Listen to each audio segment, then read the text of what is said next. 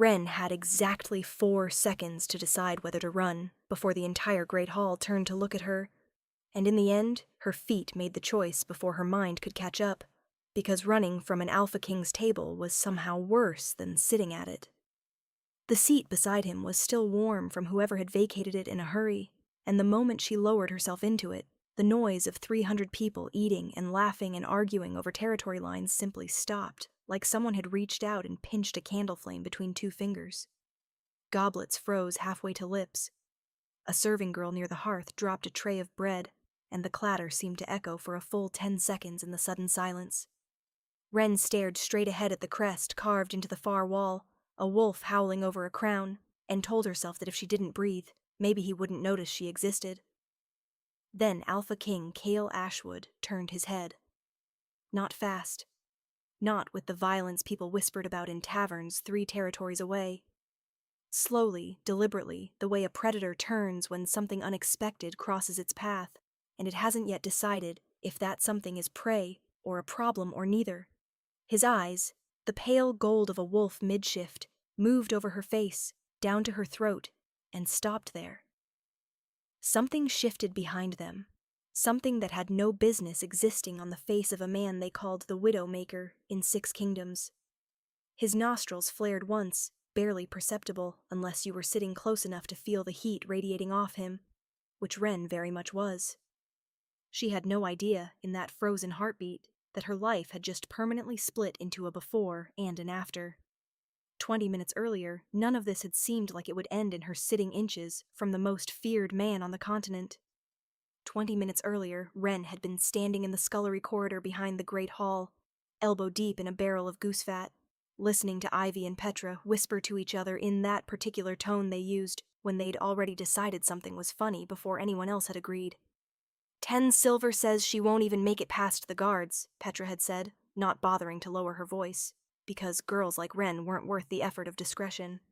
15 says she faints before she gets to the chair, Ivy had answered, and they'd both laughed the kind of laugh that had teeth in it. Wren had learned a long time ago that the fastest way to survive an evening in that kitchen was to pretend she hadn't heard anything, so she'd kept scrubbing, kept her head down, kept telling herself that whatever cruel little game the 2 of them were cooking up had nothing to do with her. She had been wrong before. She would be wrong again in about 4 minutes. It was Petra who'd grabbed her wrist first, grease and all, and hauled her toward the hall doors with a grip that promised bruises. "There's a game," she'd said, sweet as spoiled milk. "Everyone's playing. You sit in the empty seat at the high table, next to him, for 1 full toast. That's it. Do that, and we'll tell Mistress Odalis you covered your shift twice this week when you didn't. She'll believe us over you. She always does." Wren had understood, even through the fog of dread flooding her chest, exactly what this was. It wasn't a game. It was a dare built entirely around watching her fail, watching the guards Wren's legs did not want to move. That was the truth of it, plain and humiliating. Her body had gone stiff the way a rabbit goes stiff in tall grass when it hears something large moving through the brush, every instinct screaming at her to stay small, stay still, stay unseen. But there was no staying unseen now. Rolf and Tam had already turned away from her, already melted back into the crowd of guards lining the far wall, already begun murmuring to the others with that particular gleam in their eyes that told her bets were changing hands. She could feel their eyes on her back, even without turning around. She didn't need to see their faces to know they were grinning. She thought of Mistress Odalis first, because that was easier than thinking about where her feet were about to carry her. She thought of the woman's narrow mouth pressed into a hard line whenever a girl in the kitchens disappointed her. The way she doled out punishment, not through shouting, but through cold, careful erasure. Extra shifts, docked wages, a bed reassigned to the coldest corner of the servants' dormitory, where the wind came through the shutters all winter long. Wren had seen it happen to other girls. She had watched Della lose her position entirely last spring over an accusation half as serious as the one Rolf and Tam were threatening to invent, and Della had not even had the decency of being guilty. Wren needed this job. Her mother's medicine did not pay for itself, and there was no version of this world where she walked away from steady wages over something as small, as absurd, as sitting in a chair for the length of one toast. That was the lie she told herself as her feet finally unstuck from the floor. It's just a chair. It's just standing near him for the length of a toast. And then it's over, and Rolf and Tam get to laugh about it for a week, and life goes back to normal. She did not believe the lie, even as she thought it. Nothing about the Alpha King suggested there was such a thing as sitting near him and having life go back to normal afterward. The great hall of Vermore stretched before her like something out of the stories her grandmother used to tell to frighten children into obedience, the kind where the wolf at the center of the tale was never quite a metaphor.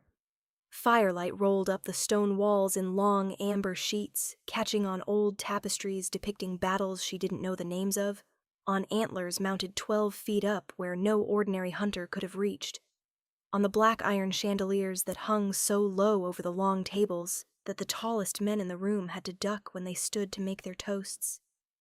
The air was thick with roasted meat and spiced wine and pine smoke, and beneath all of it, faint but unmistakable, the low animal hum of dozens of wolves gathered too close together in one enclosed space, restless with festival energy, restless with the kind of hunger that had nothing to do with the food on the tables. Wren kept her eyes down and started walking. The distance from the servants' entrance to the high table was not far. She had walked it 100 times before carrying trays, carrying pitchers, carrying folded linens for the tables nearest the dais. It had never once felt like this.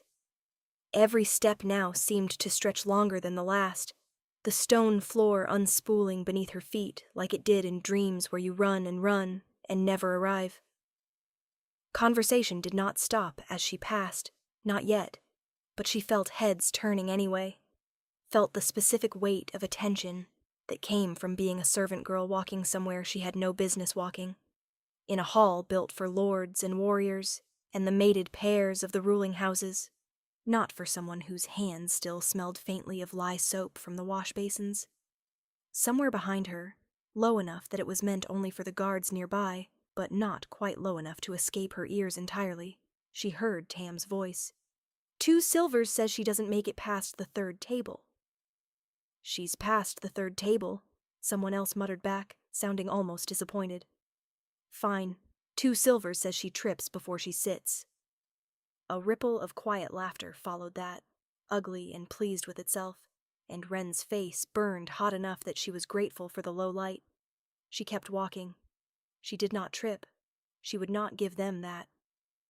She passed the long tables where the lower ranks of the pack sat elbow to elbow, cups already half drained, faces flushed with mead and firelight, and she felt more than one gaze slide over her with the lazy curiosity of wolves watching something small move through their territory. Not yet a threat. Not yet interesting enough to chase, but worth noting all the same. A woman with silver rings threaded through her braid leaned toward her companion and whispered something Wren couldn't hear, though she caught the shape of the word servant in it, the faint curl of amusement that came with it. An older man in a captain's sash actually stopped chewing to watch her pass, his brow furrowing like he was trying to place her, trying to understand what business a girl in a plain gray shift and an apron still dusted with flour had walking toward the front of the hall. She passed the 2nd row of tables where the ranking families sat. The Ashfords, whose crest of a black hawk she recognized from the banners, hung along the east corridor, and the Thornwoods, whose matriarch always sent back her food twice before eating it. These were the people Mistress Odalis warned the kitchen girls about constantly, the ones whose displeasure could end a career with a single word to the steward. None of them said anything to Wren directly. They didn't have to. Their silence as she passed was its own kind of judgment, sharp-edged and assessing, the kind of silence that asked what is she doing here, without ever opening its mouth to form the words. By the time she reached the base of the dais, her heart was slamming against her ribs so hard she thought surely someone must be able to hear it over the crackle of the hearth fires. The high table sat elevated 3 shallow steps above the rest of the hall, long enough to seat perhaps a dozen, though tonight only a handful of chairs were filled. She recognized Beta Column near the far end, his broad shoulders hunched forward as he argued good-naturedly with a woman Wren didn't know, someone dressed in deep green wool with a wolf's tooth pendant at her throat. Further down sat two of the king's personal guard, upright and watchful even in supposed celebration, their eyes tracking the room the way hers might track a pot about to boil over. And then there was the empty seat. It sat exactly where Rolf and Tam had said it would, directly to the right of the head chair, the one chair at the entire table left, conspicuously, deliberately unoccupied, as though someone important had simply stepped away and would return any moment to reclaim it.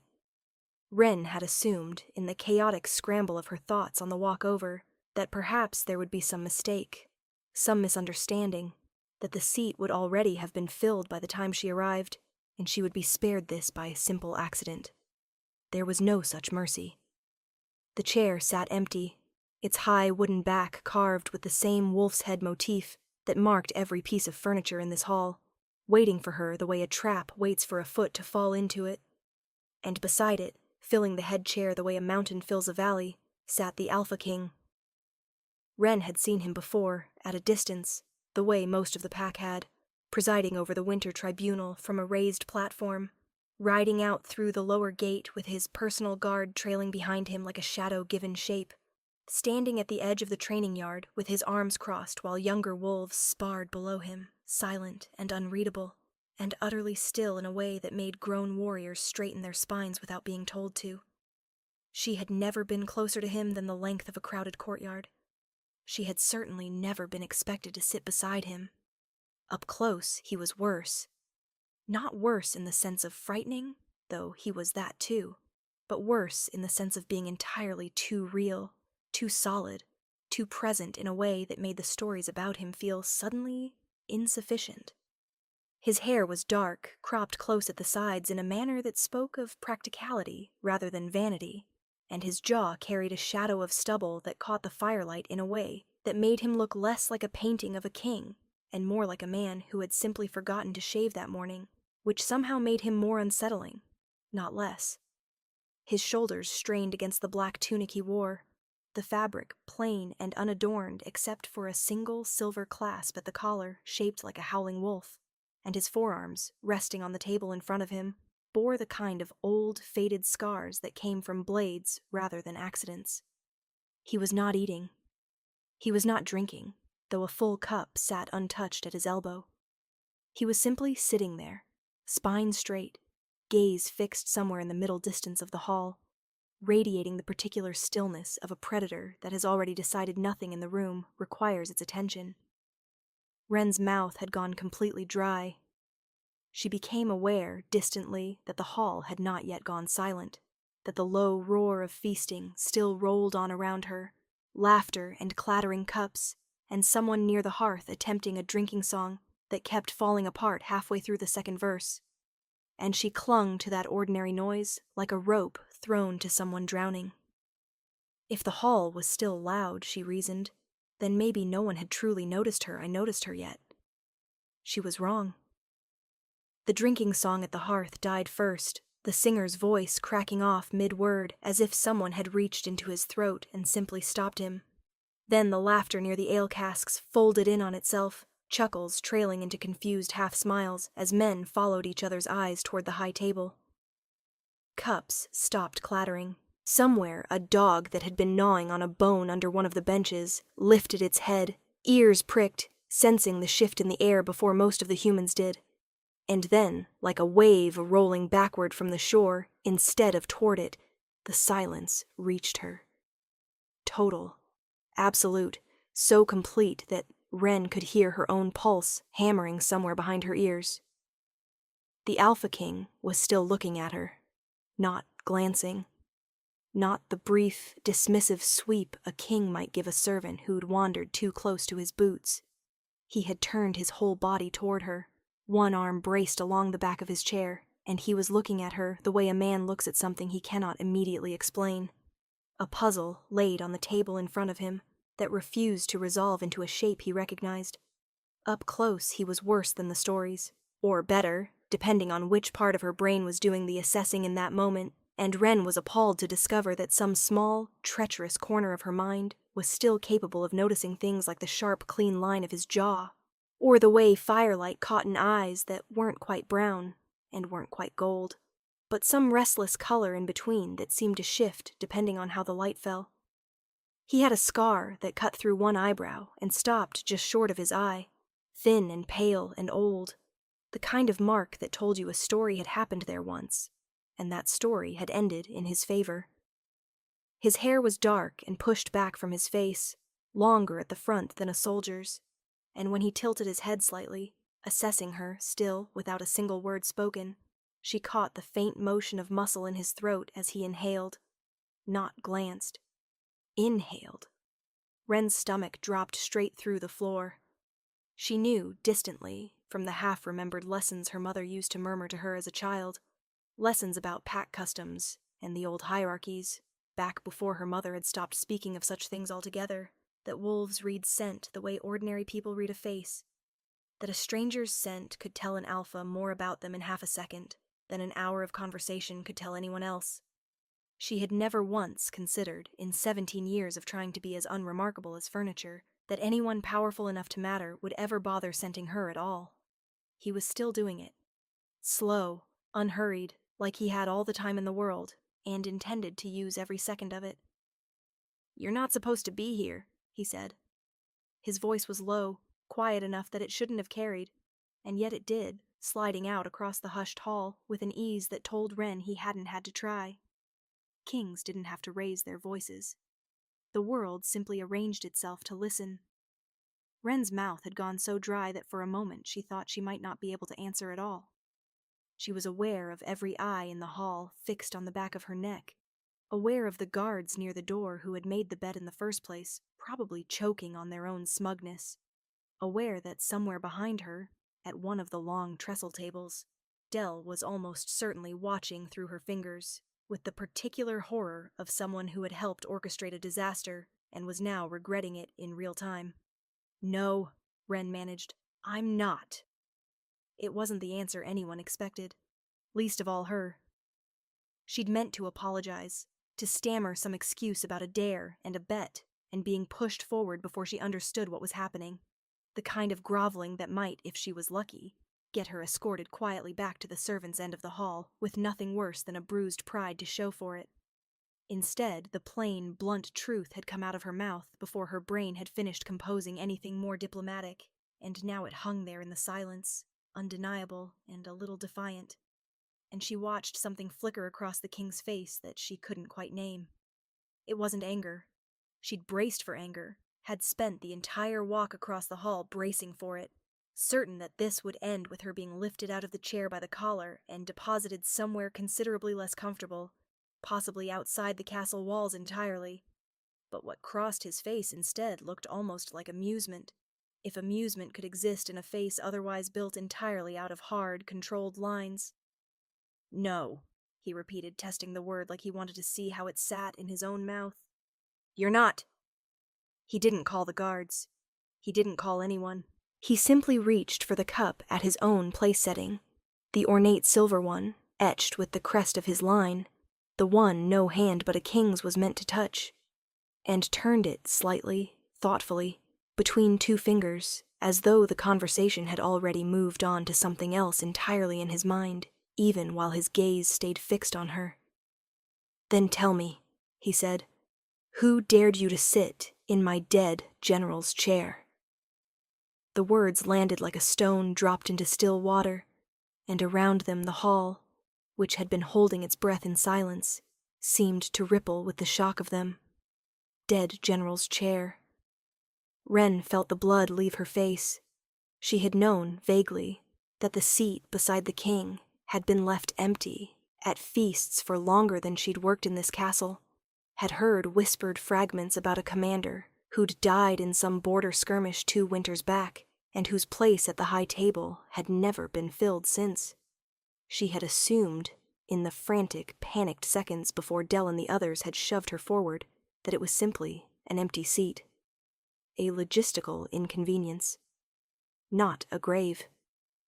"I didn't know," she said, and her voice came out smaller than she wanted it to. "I swear to you, I didn't know whose seat this was. If I had..."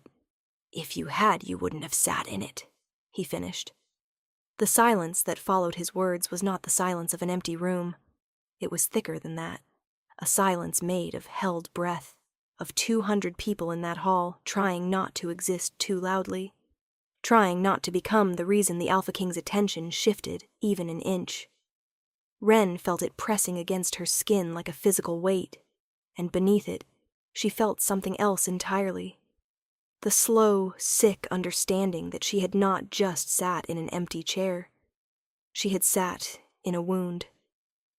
She wanted to look away from him. Every instinct in her body screamed at her to drop her eyes to the table, to the untouched goblet in front of her, to the whorls in the dark wood grain that suddenly seemed like the most fascinating thing she had ever seen in her life.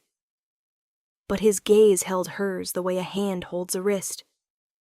Not gently, not with obvious force, but with the absolute certainty that if she tried to pull away, he would simply tighten his grip. He hadn't moved otherwise.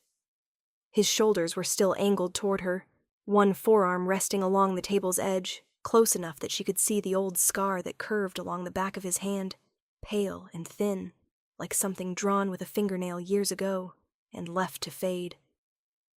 His crown, if it could even be called that, it was more a circlet of dark iron than anything ornamental. No jewels, no gold, just a ring of black metal that seemed to absorb the torchlight rather than reflect it.